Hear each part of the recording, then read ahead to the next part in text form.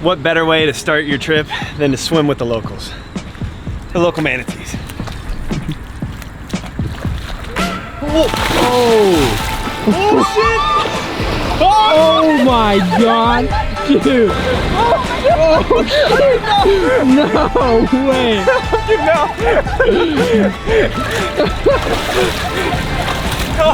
Alright, terrible idea. Terrible idea. Guyana. This place is wild. It's nature at its best. Uninterrupted. Exactly the way it was supposed to be. Yet Guyana gets less tourists a year than Machu Picchu gets in a single day. So why isn't anybody coming here? We're about to find out.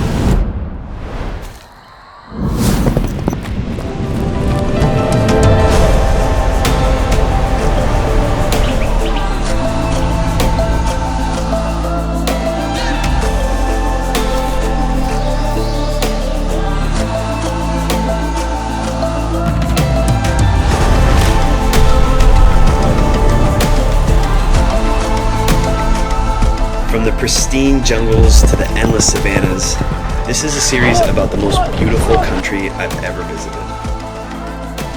This is Guyana. So where in the world is Guyana? Guyana is a small country located in South America, bordering Venezuela, Brazil, and Suriname. It's sadly most known in the US because of Jim Jones. He was an American cult leader who took his cult following out into the middle of nowhere Guyana, where they all committed mass genocide together, eventually coining the term, "Don't drink the Kool-Aid." That's a long story, and that's not why we're here. We're here to see what Guyana is truly about, and no way to better dive in than hitting up the local mall and getting some food.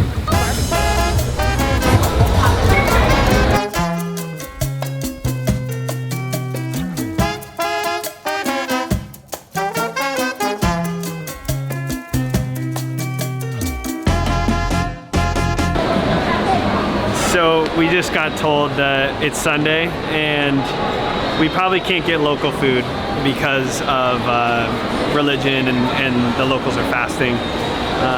So our options are like Pizza Hut, Pollo Tropical. We'll find something good. You get one order of the potato curry with the roti. We'll do one pepper pot, one of the noodle dish. Chicken chow mein. Guyana is really diverse, and all of that different culture is reflected in the food. And then in large, like Caribbean.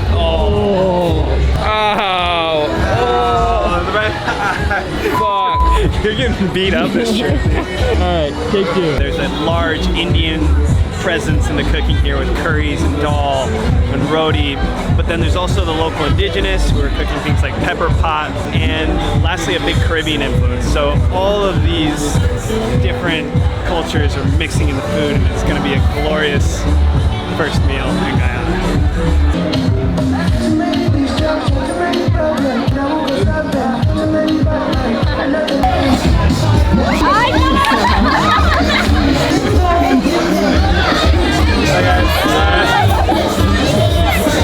It made me blush. Where are we going now? So now we're at Pandama Winery and Retreat. This is a property owned by two of my friends, Warren and Tracy. They remigrated to Guyana because they wanted to get away from all of the hassle of the, first world stress. Dude, it's like a sanctuary here. It is. It does feel like a sanctuary, and that is actually what it was intended to be. So they came out here, they set up this little paradise out in the middle of nowhere. It's one of my favorite spots to come on the weekends and just have a swim. Hey, why is the water black? So if you look around, it's very marshy. So a lot of this water flows through a lot of tree roots and dead leaves. Whoa. So it picks up the tannin from the leaves and roots, and that's what gives it this Coca-Cola sort of looking color. But it's really good for your skin. Yeah, that's what you're saying. It's good for your skin. Yeah. And you're gonna try it out and you're gonna see it's really you're coming with us. And it's pretty cool. After a full day of travel, this little oasis was exactly what we needed. But I had a thought in my head that I just couldn't shake. There was supposed to be 4 of us on this trip. We're missing Ryan Robinson. If you don't know who Ryan Robinson is, he's a professional highliner and a really close friend of mine. Oh! You got it? I got it! We came up with this insane idea to highline across a massive waterfall called Camarang Falls. You can't really find any footage of this place online because very few foreigners have ever stepped foot there. So now you have some data. Yeah. This is good. This is great. I feel like we just got like grounded, if that makes sense. Like a full day of travel and then resetting here. Like it feels like we're finally here. Yeah. We're still trying to figure out if he comes or not. He said he boarded a plane, but he's ghosted everybody, so we don't know for sure if he's on the plane or not. We won't believe it till we see it. Yeah. Oh man, if he makes it here, this trip's gonna take a turn. If I can say one thing about Guyana, it's to expect the unexpected. Nothing ever goes according to plan here. We found that out quickly.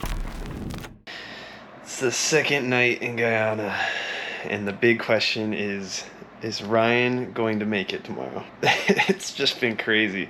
He's been so cryptic, and like we pretty much assumed he's not coming because we hadn't heard from him in 48 hours, and then he just sent one single text saying, "I'm in Miami, I'll see you guys soon." So we have no idea if he's pulling our leg or what, but we're leaving at 6:30 in the morning, and if he's downstairs, he's going on this trip with us, and I'm going highlining.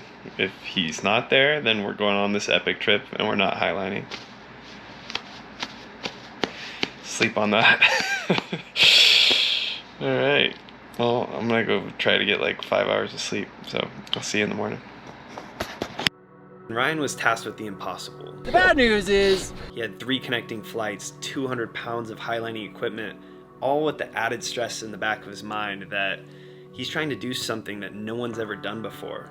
Something that might put his life at risk, and mine. And while he did everything to make this trip happen, we just ran out of time. So Ryan didn't make this trip with us. But as you'll soon see when we get to Camarang Falls, sometimes things work out for the best. oh my god, dude. The latest drama of the day is that it just started raining once we got to the airport, so we can't fly into the airport we were trying to go to. So now we have to land it in Camarang, a different city, and then take a boat For to like, then start the trek. for how long? 4 hours? It can take up to 4 hours depending on the level of the water, but because it's raining, we might be able to get there sooner. Guyana is like one of these last unexplored places on Earth. Like, you know, we have a tiny portion of guests. Most of the country is unexplored. Like you can go on a river for a month and never see another person. You would not even see an airplane flying overhead. It's so remote. Everything is just off the grid. So when you're traveling in Guyana, you really have to travel with an open mind because you can't, it's not like, you know, in other parts of the world where everything runs on like a train schedule, because it's really for the intrepid traveler who wants that authentic experience. Yeah. Dude, so I just read the book Hatchet, where the kid flies in a little prop plane like this and crashes and has to survive. Worst book to read on the airplane here.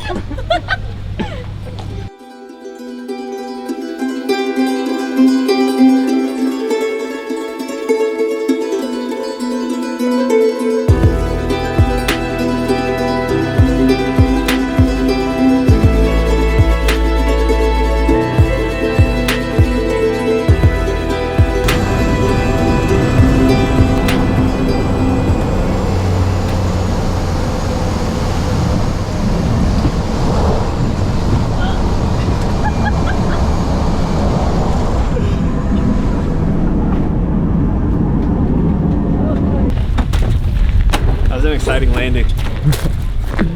The cloud cover was so low that we had to keep circling until we found a window, and we came skidding in. There's a pretty good chicken. How are you eating right now? It's like a food tent.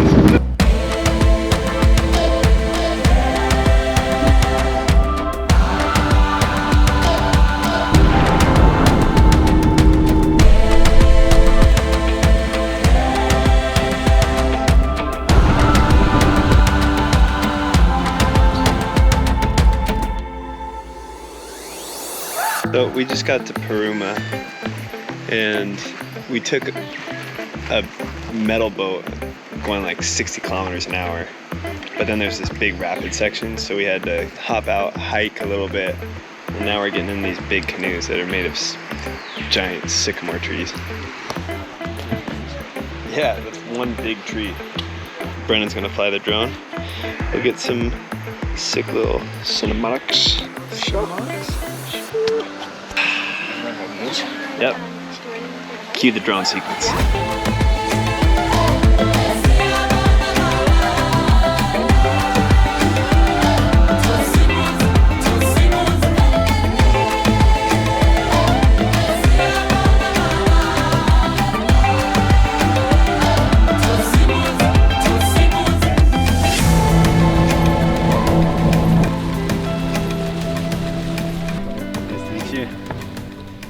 We made it. Paruima. This is awesome. It actually reminds me so much of Peru, like when we were in Iquitos for Down to Earth. This is like, it all looks like this.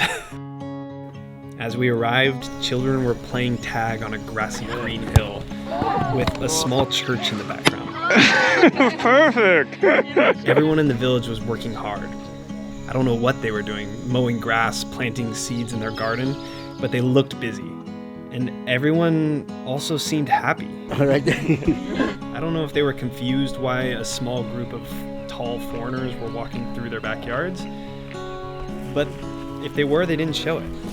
It honestly felt like we found paradise, away from computer screens and technology, just a community with good people, surrounded by some of the most pristine nature I've ever seen in my life. What do you love about growing up here? Okay, well, the nature, the jungle, fishing, as well. Like every weekends I go fishing for my family, and as well as gardening, grow my own food. So you're going to be guiding us the next few days? Yes, I'll be the guide. All right. And you've done this before? You know where we're going? Yes, I've done this. It's going to be fun. Yes. I hope we have a lot of fun. Yeah. Yeah. And last thing, so they call the indigenous community here Paruima, or is it Arcuna? Yes, it's both. It's it comes from the word Paruima, meaning land of bananas and plantains. And you guys have been, so your ancestors have been here their whole life. Yep, exactly. So cool.